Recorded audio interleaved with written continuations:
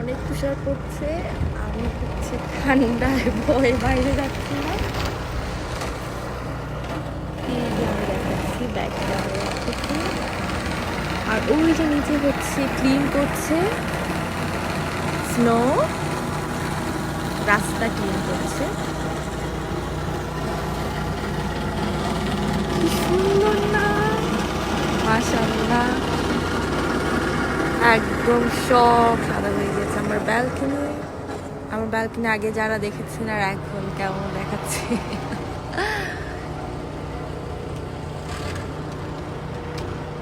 সব তুষার এসে যাচ্ছে, মনে হয় আমার ঘরে চলে আসতেছে।